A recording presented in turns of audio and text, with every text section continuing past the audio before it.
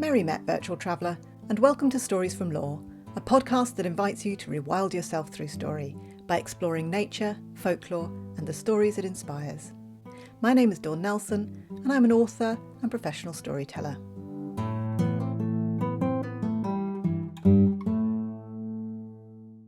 The theme for this episode is castle dwellers, and so we're exploring some of the folklore, nature, and stories that are associated with ruined castles.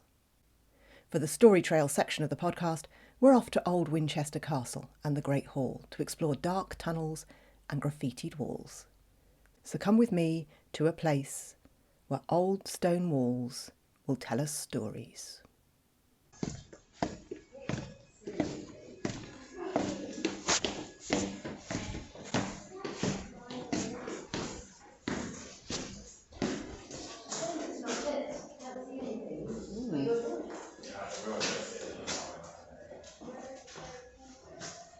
Arched doorways, aren't they? What do you think they did with these? What do you think they did with these strips here? Did they shoot arrows through them? They might have done. Looks like they might have done, doesn't it? Yeah, this bit's a bit dark down here, isn't it? I wonder if there's anything in there. Well, I don't think so. I think it's just a gate It'd that be needs to creepy lead if there somewhere. was a skeleton in there. It would be, wouldn't it? That's the thing about castles, though, isn't it? When they haven't been used for a long time. What do they feel like when they haven't been used for a long time? Haunted? Haunted? I hope not. You feel the walls. What do the walls feel like? Feel like damp, don't they? They've been holding the water. Look, somebody's made a mark on this wall here. C and G. What do you think that was? Colin, Toby, Georgia. Maybe.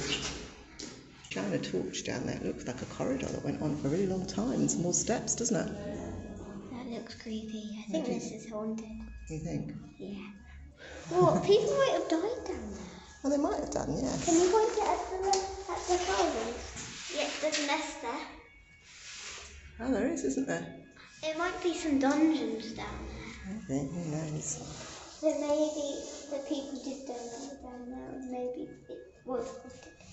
But I know that there's stories to me. They're stories, aren't they? Stories we like to tell each other. Why do you think we like to tell each other those stories? To try and stop you going somewhere you shouldn't.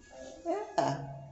Because you probably shouldn't go, like if you were like a little Roman child or something, or medieval child, there might be stories about that being haunted. Yeah. So they wouldn't go down there, so they wouldn't cause trouble or go and maybe bargain. Stop you getting lost, wouldn't it? Or bargain or get into trouble with some people that are renowned. Yeah.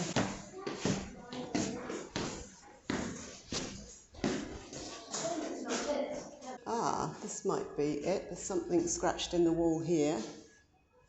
An ancient image of or rather a crude drawing is what it says, doesn't it? A crude drawing of a knight on horseback. It could be it. I can see the puzzle. Yeah? Can you see it? Can you point it out to me? Show me where it is. I think it's there. Yeah. You can see I think that's where it is as well. Dad, we found it!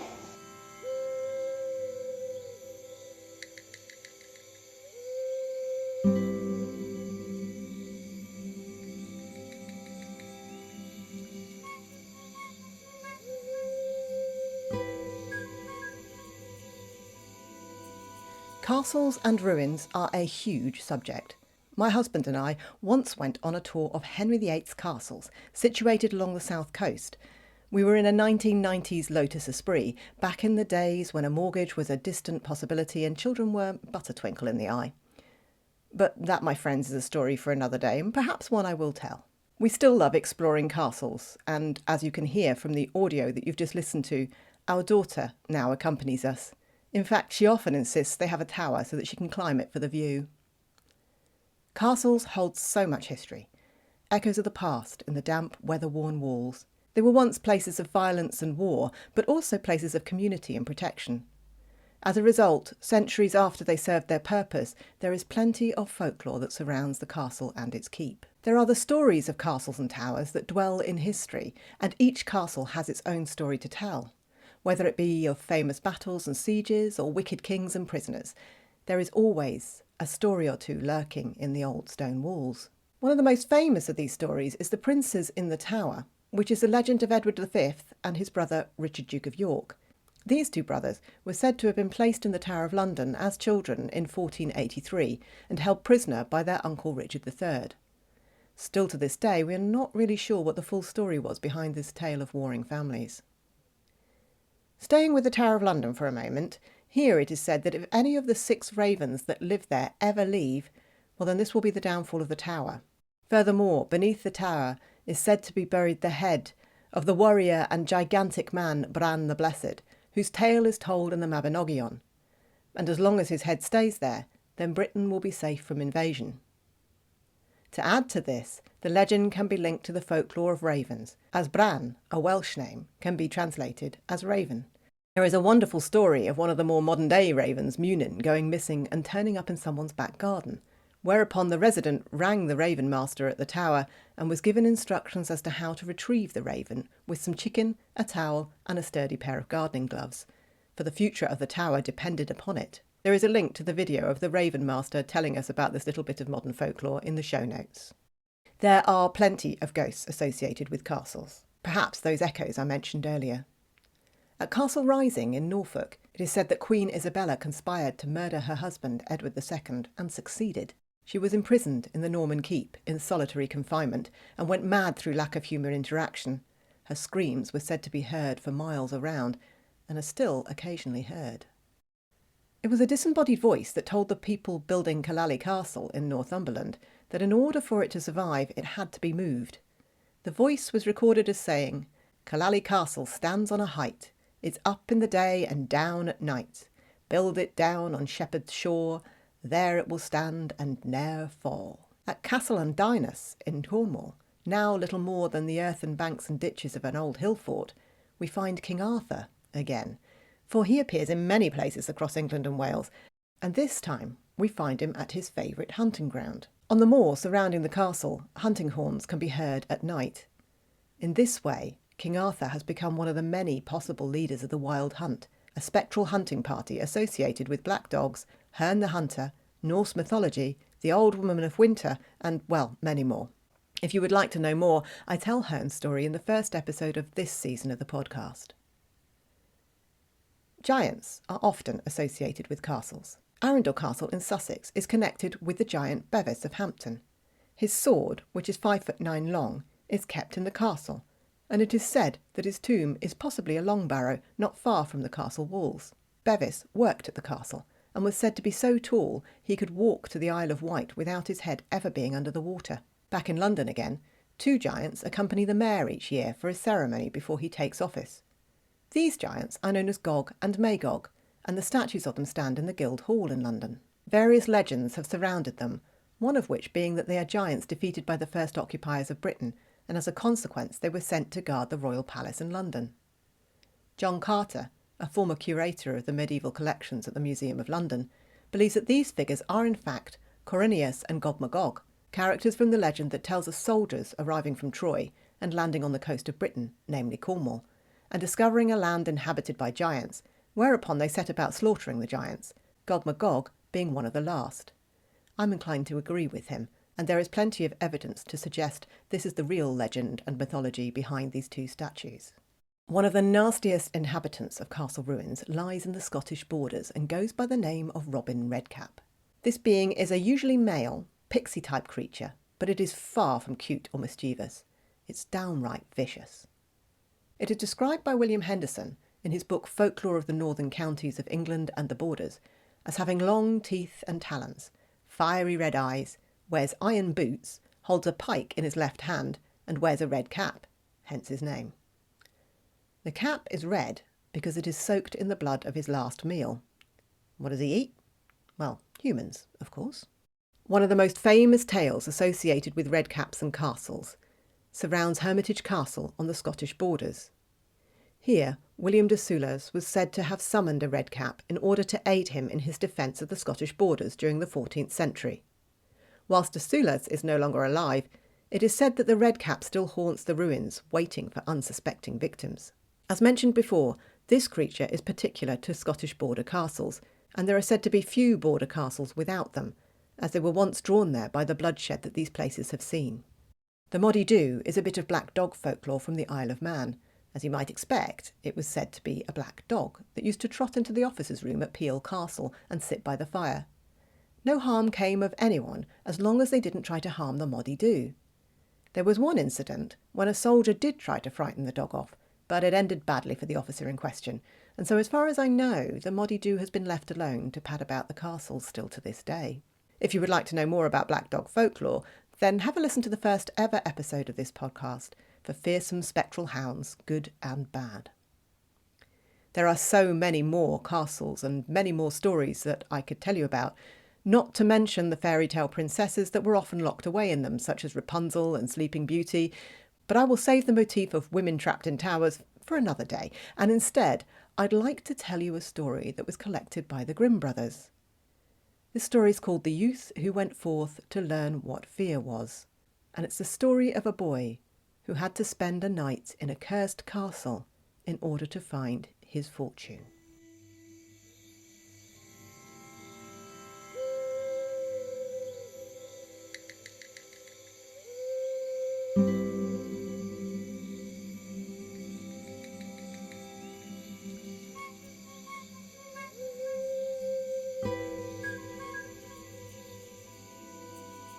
There once was a boy who felt no fear. He wasn't at all bothered when horses reared up at him, not at all concerned about any bogeymen that may lie beneath his bed as he slept, and not at all concerned when his parents shouted at him. As he got older, his mother and father sought him a job to keep him out of harm's way. They asked him what he wanted to do. He said he wanted to know what fear was, and that he would go out and find himself a job to do just that. He started by taking to the sea. He joined a very fine ship, which travelled many of the 7 seas. But he kept saying the wrong words. He didn't pay attention to the captain's rules on superstition and what you should or shouldn't say on a ship. And it unnerved the rest of the crew, to the point where there was almost a mutiny, and he was eventually set ashore. He returned home and he asked for a job with the local blacksmith. The blacksmith didn't have a problem with this. Somebody who has a healthy respect for fire, but not necessarily a fear, is probably quite a good thing for a blacksmith. However, this boy, well, he ended up getting burnt multiple times by the fire and the irons that were within it. And then when he was taken away from the fire so that the blacksmith would create the horseshoes and the boy would shoe the horses, well, he was kicked by several horses, as he did not recognise when the horses were frightened. Finally, his parents got him a job with the local priest in the church. He was to guard the graveyard, so we say. Make sure there were no ne'er-do-wells hanging around there, and make sure that there were no grave robbers. Well, he certainly did frighten away the ne'er-do-wells and the grave robbers, because he would wander around the graveyard singing the most haunting tunes, and he didn't understand why people didn't like it. And the villagers that lived near the graveyard, well, they were never able to sleep for this terrible wailing sound that was coming from the graveyard, and so, well, he lost that job as well. And so he said to his parents that it was clear that there was no job for him in this area. There wasn't even a job for him at sea, so he must go on a journey across land and see what he could find along the way and see if he could make his fortune. His parents agreed, and they sent him off with what they could, a small amount of money and some bread and ale to make his way into the world. He travelled to many pubs and inns and towns and cities. He slept beneath the stars. He frightened many sheep in many fields, and he sang with many owls in many dark woods. Eventually, he arrived in a town where his destiny lay. He sat by the bar, drinking his pint of ale, and he listened to the conversation of the locals, for this is often where you'll get the information that you need. And he heard that in the neighbouring city there was a king who was looking for a brave soul to stay in a cursed castle. That brave soul needed to stay there for one night in order to lift the curse, but that nobody had yet been able to do it. If they were able to do that, well, then they could marry the princess and they would have riches beyond their wildest dreams. And so it was the young boy headed off to find this castle. When he did, he knocked on the door and he said, "I am the man who will stay in the cursed castle for one night." Well, of course, the guards, they had heard this many times before, but they knew that the king would want to see him, and so they took him off to see the king. The king told him the story of how the castle that they now stood in was not his original castle. It was much smaller than the one that stood across the way, and he pointed out of the window to a castle that was buried in the clouds, dark and gloomy. He told him of how someone had to stay in that castle for one night for the curse to be lifted, but that whilst they were there, they would experience horror like nothing they had ever experienced before. They would have to be extremely brave in order to survive it. If they did, of course, well, then they could marry his daughter, and they would be heir to his throne, for he would be forever indebted to them. The boy agreed, and he was told that he could take 3 things with him, and that the king would provide him with these things. And so the boy asked for an axe, a blanket, and something to light the fire. After a hearty meal in the palace, most of the palace residents thinking that this would be his last meal, he set out across the valley towards the other castle. Along the way, he gathered some firewood with the axe, and when he arrived at the castle, the first thing he did was set the fire and place one of the benches next to it, so that he would stay warm overnight. Despite the newborn flames in the fire, something fell down the chimney. Dunk, dunk, dunk. The boy reached out, picked it up, and discovered it was a leg bone. He leant forward into the ample inglenook fireplace and looked up the chimney and shouted, "Where's the rest of you?" Dunk, dunk, dunk. Another leg bone came down. He again said, "Where's the rest of you?" And then dunk, dunk, dunk, a skull. Well, the boy took hold of the leg bones and the skull and cleaned them off with the blanket and then proceeded to play balls with them.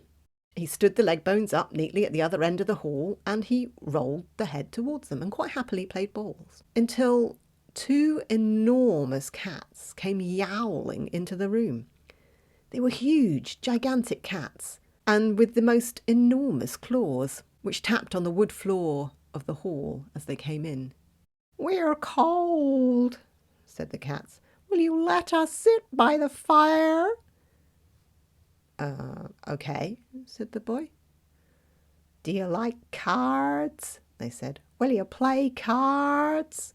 So the boy did. Why would he not play cards with these cats? They had, of course, brought their own deck of cards, and they began to play. They placed a little bet that if he lost, they would eat him. This didn't particularly bother him. Partway through the game of cards, he grabbed hold of the enormous paws of the cats and he chopped off their claws with the axe. After that, the cats, well, they looked more like the little cats we have in our houses these days. Finally, after all that activity, the boy was pretty tired. And so he went upstairs in the castle to see if he could find a bed in which to sleep. He found a beautifully, ornately carved 4-poster bed with what looked like the most sumptuous mattress he had ever seen in his life, a far cry from the bag of straw that he slept on when he was at home. He got into the bed and pulled up the counterpane over him. It was a little cold, so he put the blanket that he brought with him over it as well. He was well and truly asleep when he awoke to find the bed being dragged around the room by some unknown force. It was like a bucking bronco, jumping up and down, rocking back and forth. And in order to stay on, he looped the blanket around one of the posts of the 4-poster bed. And he managed to stay on, as if riding a horse. He was actually really rather enjoying it. The bed took him across the landings, through the other bedrooms, down the stairs, up the stairs, and back into the bedroom where he had originally been. And when it eventually stopped, he jumped off and said, "My, that was a thrilling ride," he said. "Got any more?" And he sort of shouted this to the ceiling and the walls and, well, anything that he felt might have been listening. But, well, nothing else happened. In fact, he slept more than soundly for the rest of that night in that very 4-poster bed. The next morning when he awoke, the sun was coming in through the window, the birds were singing, and the castle felt like an altogether different place. There were no longer dark clouds surrounding it, and at the door there was a knock. He went down and he opened the door, and there was the king with his retinue, many soldiers and all the courtiers, and they were cheering and thanking him for lifting the curse on the castle and that once more they could all live there. The king was most amazed that he hadn't been frightened to death, as all the others had, by the skeleton that fell down the chimney, or eaten by the cat, or trampled by the bed. The princess was, of course, offered as was part of the deal. Now, the boy, he said to the princess, you don't have to marry me. I'll be very happy with that other castle just across the way, as long as the king is happy to give it to me, of course. But the princess, she was curious. He was handsome enough, and he was definitely wily. Someone without fear might actually be a good thing for their kingdom. It might help them in battles and wars, and it might mean that other people stayed away because they knew that this man, would not shy away from a fight. And so she agreed. She would marry him. Over the years, they grew to love each other. But there was one thing that really irritated her about him. It was the constant boasting about how he was scared of nothing, and that he would never ever know what fear was, and he so wished he could. And so one night, whilst he was asleep, she crept into the bedroom with a bucket of cold fish. She pulled back the waist on his pyjama trousers and poured the bucket of fish down them. He yowled as he woke up, and he made such a fuss dancing around the room. "Get them off me, get me off me," he said. And then he felt a shudder all the way down his spine, from the top of his skull right the way down to his tailbone. And he looked at her and he said, "At last, now I know what fear feels like." And so it was, dear listener, that the boy who went forth to find out what fear was did exactly that, and of course lived happily ever after.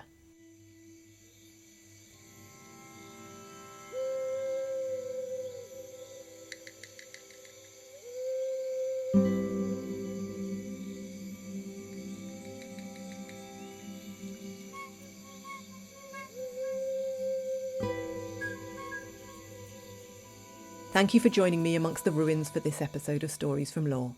For more folklore and stories, you can subscribe to my Substack newsletter.